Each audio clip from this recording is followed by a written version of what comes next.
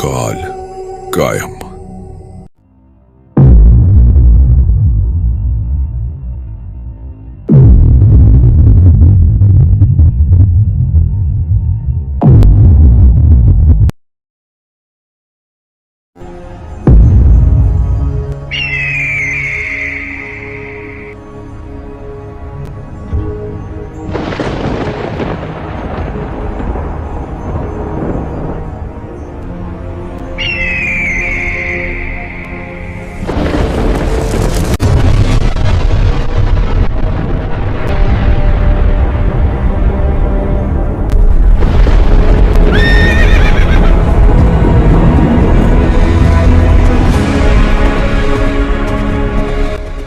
अधर्मस्य अधर्मिकाणां पापिनां च विनाशाय धर्मस्य संरक्षणाय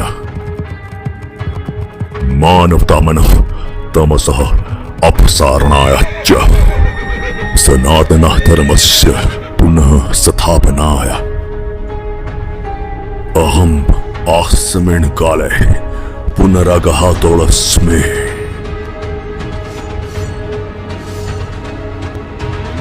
कली मेरा वचन पूर्ण हुआ।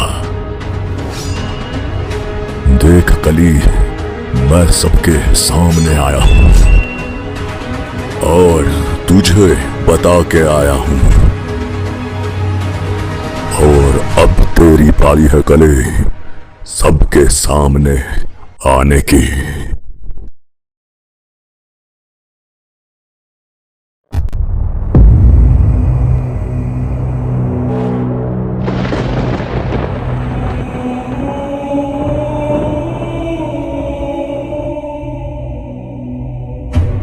चौरासी लाख योनियों के बाद जाकर प्राप्त होती है एक आत्मा को मनुष्य की योनि।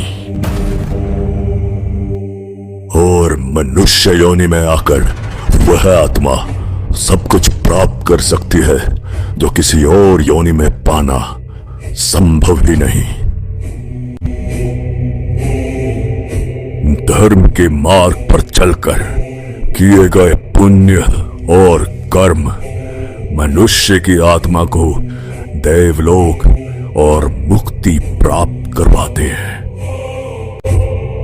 लेकिन क्या तुम उस मार्ग पर चल रहे हो? और अधर्म के मार्ग पर चलकर कभी भी और किसी को भी ना तो स्वर्ग मिलता है और ना ही कोई जन्नत।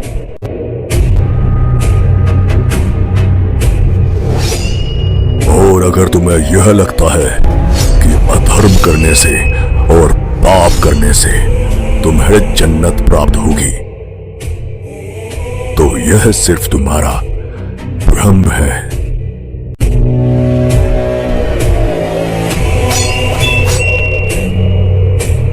और इस भ्रम को तोड़ने के लिए मैं तुम्हें कुछ दिखाना चाहता हूं जिसे ना तो तुम देख पाए और ना ही उसे समझ।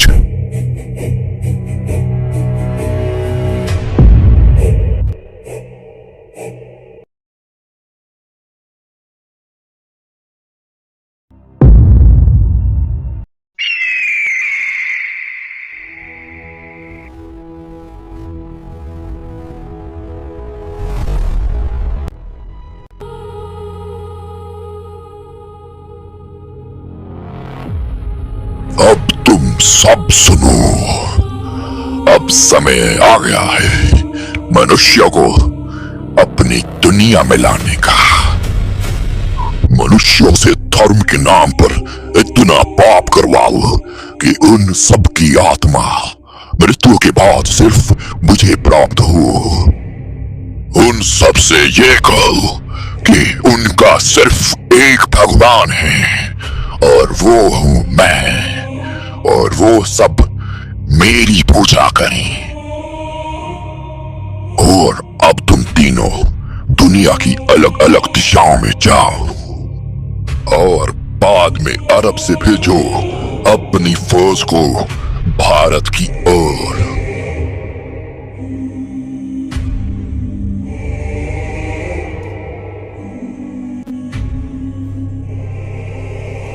अरब से भारत वो आए तो कुछ और सोचकर, लेकिन उनका सारा मनोबल तब टूट गया जब उन्होंने यहाँ के योद्धाओं का आत्मबल और शौर्य को देखा। हर हर महादेव।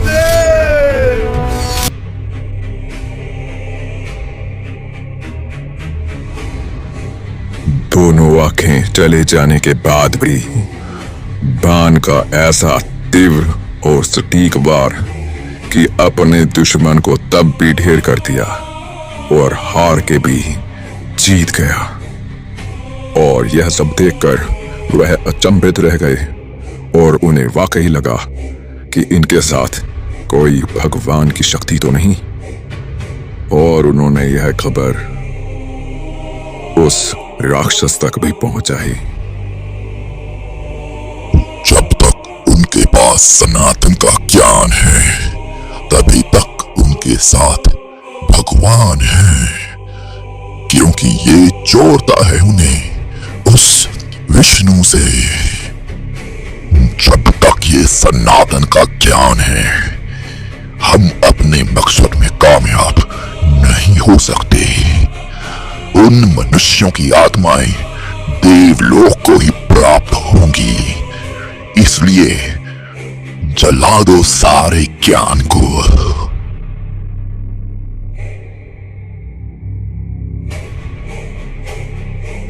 अब से वो सब लोग मेरे लिखे हुए ज्ञान को पढ़ेंगे और अब सूर्य की नहीं बल्कि अंधकार की पूजा होगी। जो भी हमारे भगवान को नहीं मानेगा और जो भी मनुष्य उनकी लिखी हुई किताब के अनुसार नहीं चलेगा, उन सब मनुष्यों को मार डालने का हुक्म है। और एक बार फिर उन्होंने पूरी तैयारी के साथ भारत पर आक्रमण किया, लेकिन फिर भी भारत के वीर योद्धाओं ने ना तो इनके भगवान को माना और ना ही उसकी लिखी हुई किताब को। वो सब और भी ज्यादा शक्ति, आत्मबल और शौर्य के साथ लड़े। भारत का एक एक योद्धा उनकी लाखों की सेना पर भारी पड़ता था। भले ही उनके ज्ञान को जला दिया गया, पर उनके मन के भीतर छुपी अपने धर्म और स्वराज्य की सोच को नहीं जला पाए। सुन, हमारा धर्म कबूल कर ले, नहीं तो तेरे टुकड़े टुकड़े कर दूंगा।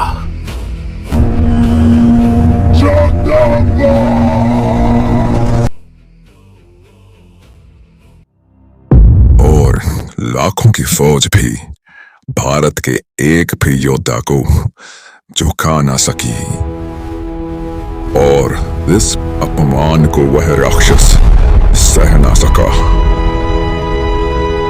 अब समय आ गया है कि बल के साथ साथ छल का भी प्रयोग किया जाए। अब वह राक्षस जान चुका था कि जब तक इनकी आत्मा में धर्म की शक्ति और धर्म के लिए सोच रहेगी, तब तक वह अपने मकसद में कामयाब नहीं हो सकेगा। मुझे पता है कि तुम्हें क्या चाहिए और मैं वो सब कुछ तुम्हें दे सकता हूँ। आने वाले समय में मैं तुम्हें इतना ताकतवर बना दूंगा कि तुम पूरी दुनिया पर राज करोगे। पर इसके लिए तुम्हें मेरे लिए एक काम करना है।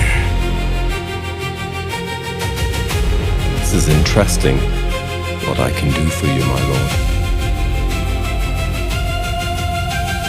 अब तुम्हें भारत जाना है और वहां जाकर उन लोगों की एकता, संस्कार और भगवान के प्रति अटूट विश्वास को तोड़ना है। भारत जाकर उनके आत्मबल, आत्मविश्वास और सोच को ही खत्म कर दो और हीन भावना से भर दो हर एक के मन को और उन पर इतना अत्याचार करो कि वह मानसिक और शारीरिक रूप से तुम्हारे गुलाम बन जाएं और बंद करवा दो इनके सब गुरुकुल को, जिसके कारण इन्हें धर्म का ज्ञान मिलता है और उस विष्णु की शक्ति भी। और ऐसा कानून बनाओ कि ना तो वह अपने सनातन धर्म के बारे में पढ़ सकें और ना ही उसे जान पाए। और ये रहा वो ज्ञान जो आने वाले समय में कई वैज्ञानिक कार्य और आविष्कारों में हमारी मदद करेगा। और वहां जाकर उन्हें ऐसा ज्ञान दो कि जिसे पढ़कर वो हमारे गुलाम बन सके, आत्मनिर्भर नहीं।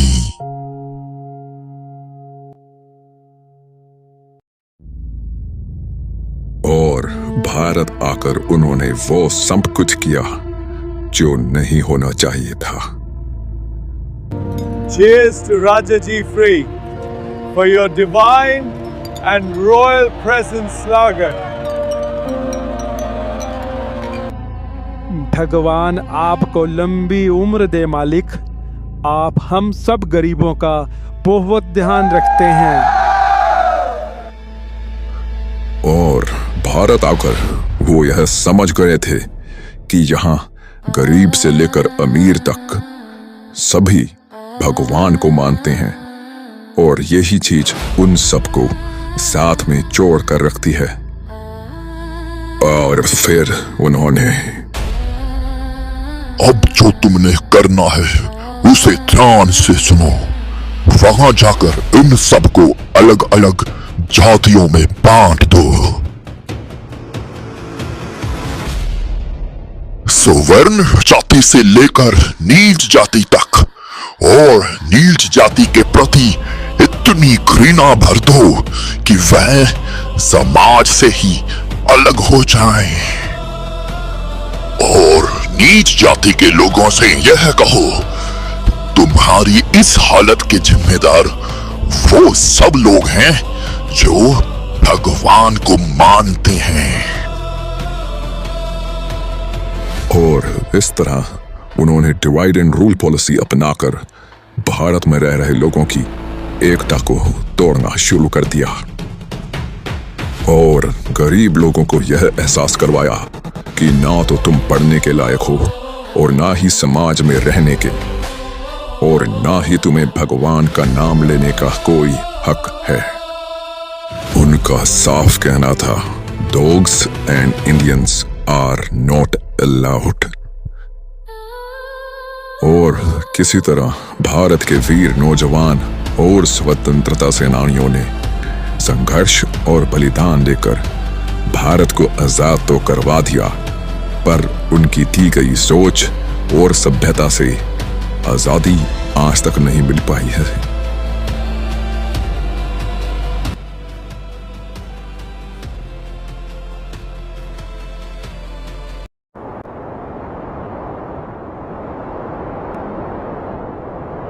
तो फिर जो अभी देखा तुमने, कुछ समझ में आया? और क्या अब यह भी जानना चाहोगे कि यह सब कुछ वो अधर्मी कर क्यों रहा है? 16वीं सदी जगन्नाथपुरी मंदिर, उड़ीसा। ओम नमो भगवते वासुदेवाय नमः। स्वामी अच्युतानंद, जो एक नारायण भक्त के साथ साथ एक त्रिकालदर्शी भी थे, और एक दिन उस रात को उन्होंने कुछ ऐसा अनुभव किया जिसे देखकर वो सहम उठे। उन्होंने देखा कि कई आत्माओं का समूह मंदिर के चारों ओर घूम रहा है, और फिर यह देखने के बाद, तुम सब इतने दर्द में क्यों हो, और क्या कारण है कि जो तुम सबको मुक्ति नहीं मिल पा रही है? हम सब बहुत ही दर्द और पीड़ा से गुजर रहे हैं। क्या आप हमें भगवान नारायण से मुक्ति दिलवा सकते हैं? आखिर वो है कौन जिसने तुम सबकी यह दुर्दशा बनाई है, और वो ऐसा कर क्यों रहा है? वो एक ऐसा राक्षस है जो बहुत ही भयानक है, और उसने हम सब आत्माओं का भक्षण करके हमें ऊर्जाहीन बना दिया है। लेकिन वो अधर्मी तुम सबसे चाहता क्या है? अब हम सब किसी भी योनि में नहीं जा सकते। उसने हमारे सूक्ष्म शरीर को अपना गुलाम बना दिया है। उसने हमारे साथ धोखा किया है। हम सबको जन्नत का लालच देकर हमसे जाने अनजाने में इतना पाप करवाया, और मरने के बाद हमारी आत्मा इस राक्षस के पास चली रही। ये हम सबको भूखा रखता है और खुद कभी भूखा नहीं रहता। इस राक्षस के अत्याचारों से हमें बचा लीजिए। इस मंदिर में आकर सभी को मुक्ति मिलती है, पर हमें क्यों नहीं मिल पा रही ये मुक्ति? मुझे तो अभी भी विश्वास नहीं हो रहा कि कोई राक्षस ऐसा भी कर सकता है। आने वाला समय ठीक नहीं लग रहा। हे जगन्नाथ नारायण, अब आप ही हमारा मार्गदर्शन करें और इस अधर्मी राक्षस से इस संसार को बचाएं।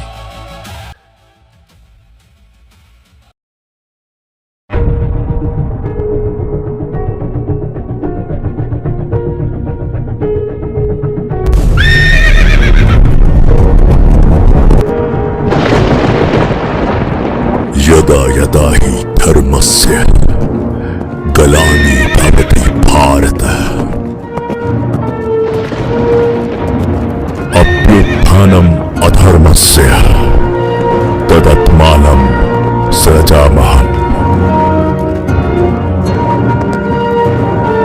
परित्राणाय साधूनां विनाशाय च दुष्कृताम्।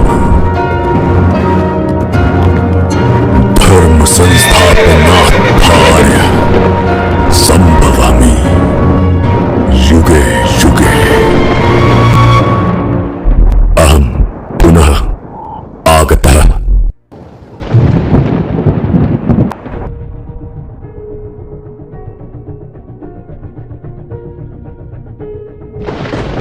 आज आपने मुझे अपने आने वाले स्वरूप के दर्शन देकर मेरा जीवन सफल कर दिया। भविष्य में 21वीं सदी में भगवान स्वयं आएंगे अधर्म और सभी अधर्मियों का सर्वनाश करने।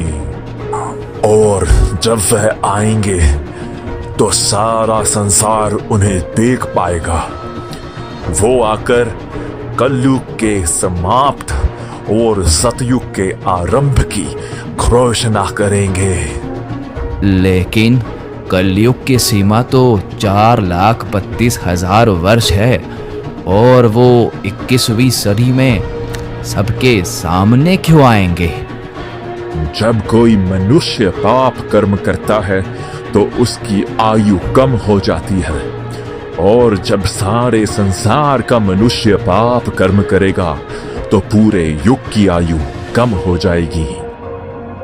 अब नारायण सबके सामने आएंगे, और कैसे आएंगे ये तो वही जाने, पर वो अवश्य आएंगे, ऐसा ही कहा है उन्होंने।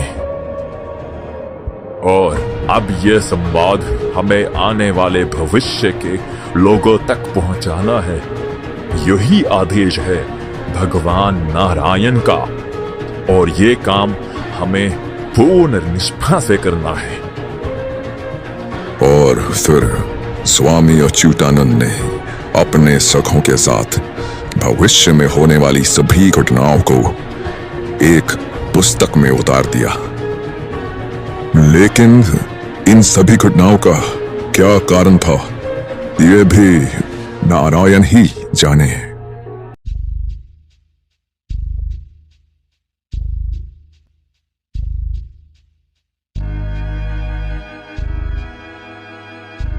अब हमें सनातन धर्म को जड़ से ही मिटाना है, ताकि आने वाले समय में बीज भी हमारा हो और उस पेड़ का फल भी हमारा। देवलोक से पृथ्वी लोक में एक आत्मा के आने का एक ही रास्ता है, और वो है नारी का गर्भ। और आने वाले समय में ऐसा माया जाल बनाऊंगा कि यह देवी कहे जाने वाली नारी स्वयं ही अपने तेज और शक्ति को नष्ट करने लगेगी, और अपनी लाज, शर्म और संस्कार जब ये त्याग देंगी, तब मैं इनका तमाशा सारे संसार को दिखाऊंगा।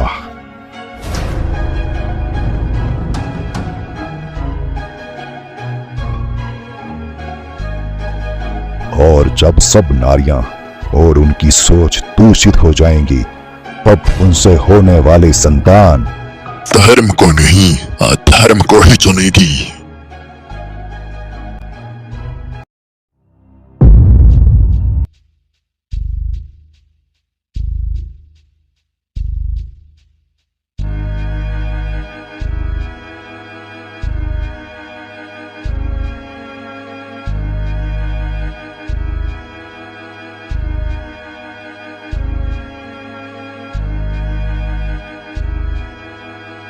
अब हमें और मेहनत करनी है, क्योंकि इस नए प्रोजेक्ट को पूरा करने में काफी ऊर्जा लगेगी।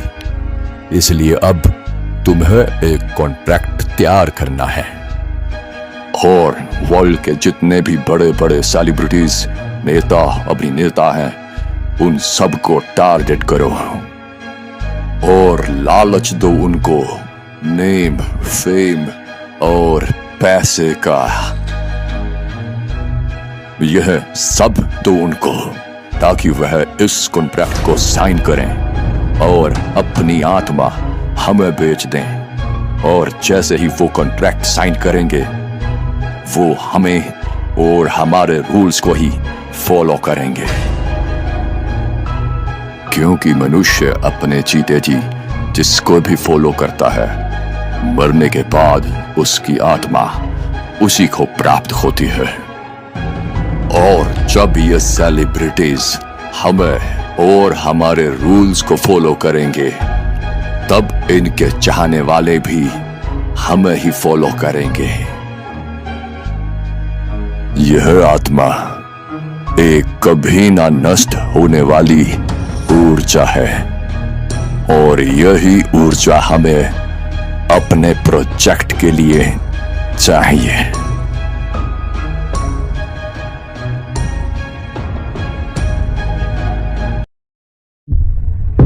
सर, अब हम अपने प्रोजेक्ट के एकदम करीब आ चुके हैं, और अब हमें चाहिए कई ऊर्जाएं, हजारों लाखों में, वो भी एक साथ। तुम सबको मेरे लिए एक काम करना है, एक बहुत ही बड़े युद्ध और प्रोजेक्ट के लिए। और जहां जहां हमारे रूल्स को फॉलो किया जाता है, उनका सबसे ज्यादा ख्याल रखना है। आज से उन्हीं देशों पर हमला करवाओ जो हमें फॉलो करते हैं।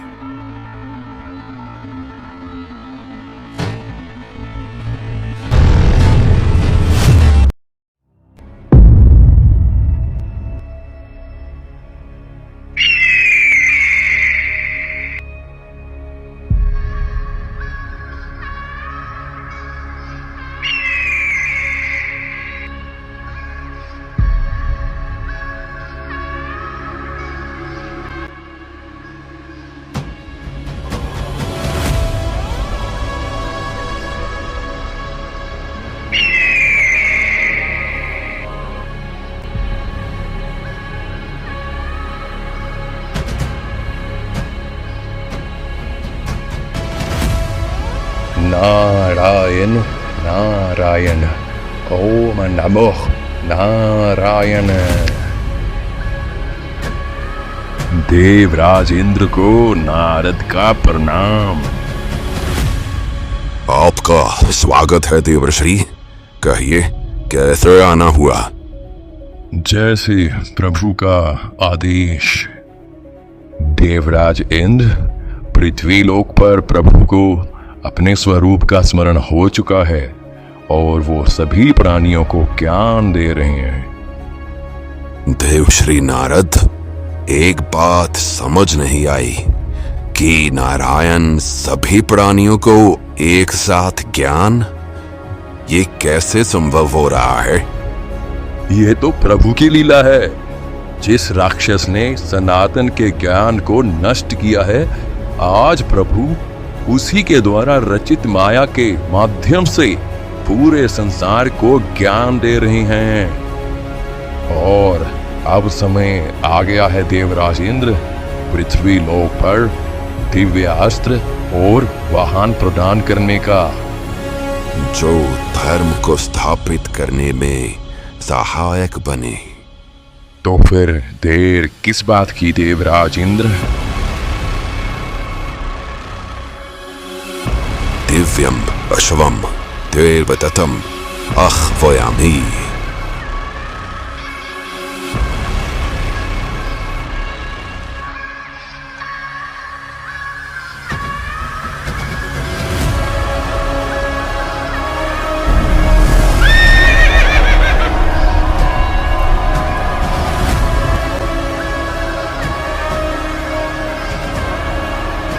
यह दिव्य अश्व किसी भी प्रकार के वाहन का रूप ले सकता है और धर्म के कार्य में सभी देवता और दिव्य अस्त्र आपके लिए सदा उपस्थित रहेंगे।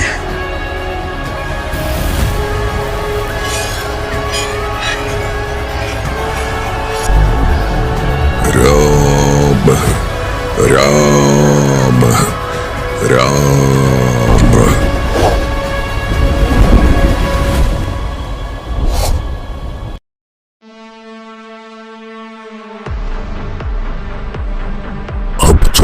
है वो कर ही रहेगा, इसे कोई नहीं रोक सकता। और तुम सबको एक ही चीज बचा सकती है, वो हो स्वयं तुम। और अब जो कहने वाला हूं उसे ध्यान से सुनना। अपने आप को मन, शरीर और आत्मा से शक्तिशाली बनाओ, तभी बच पाओगे उसके कहर से। तुम सब में, तुम्हारे मन के अंदर एक शक्ति का वास है, उसे जगाने का समय आ गया है।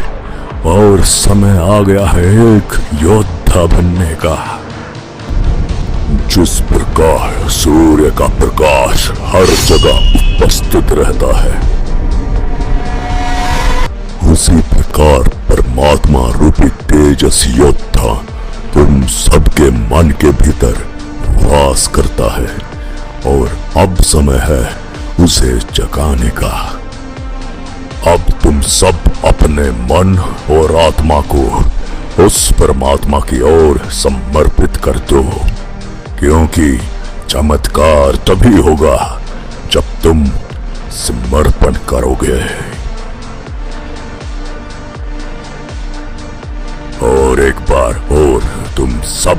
समझ लो, इस पृथ्वी लोक पर तुम सब अपने किए गए पाप कर्मों को प्रायश्चित करने आते हो।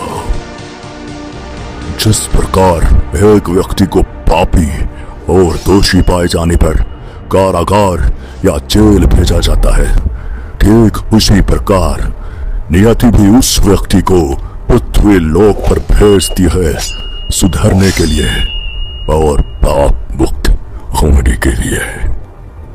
और तुम्हें क्या लगता है कि जब तुम पाप करते हो तुम्हें कोई नहीं देख रहा, तो तुम्हारा सबसे बड़ा भ्रम है, क्योंकि जब नियति न्याय करेगी तो फिर तुम्हें कोई नहीं बचाएगा, ना तुम्हारा पैसा और ना ही कोई आरक्षण।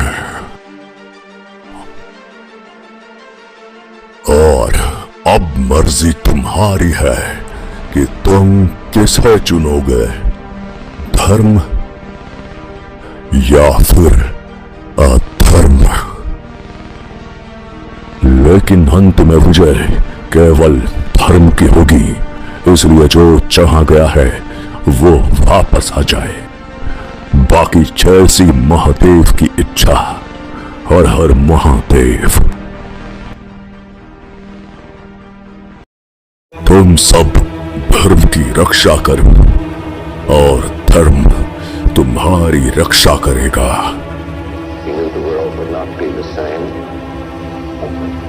और जो तुम धर्म, राष्ट्र और अपने स्वराज्य की रक्षा करोगे। Most people were silent. Vishnu takes on its multi-armed form. He says, "Now I am become death, the destroyer of worlds."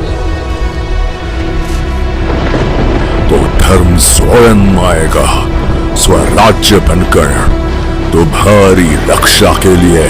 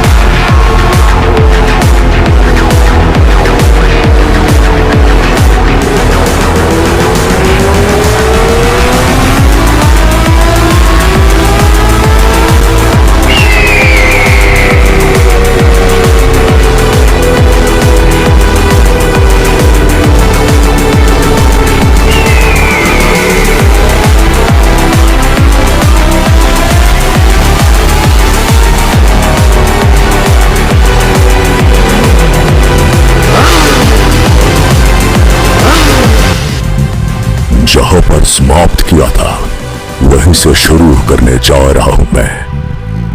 अहम पुनः आगतः।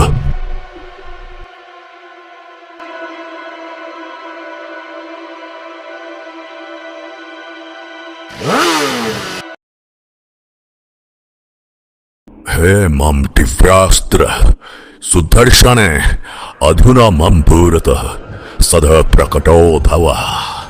प्राकट्य प्राकट्य महाविनाशक सुदर्शन, मैं आपका इस बुद्ध पूर्णिमा पर आह्वान करता हूँ। और अब आप गुप्त रहकर मेरे शत्रु और अधर्मियों का सर्वनाश करें। सत्ययुगम आरभ्यते शीघ्रम।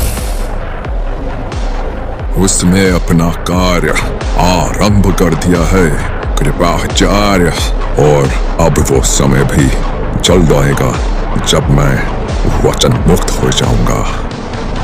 और एक बार बस वचन मुक्त हो जाऊं फिर मैं इन अधर्मियों के लिए स्वयं ही पर्याप्त हूँ और इनकी आने वाली कई हजार पीढ़ियां मेरा नाम अच्छे से याद रखेंगी।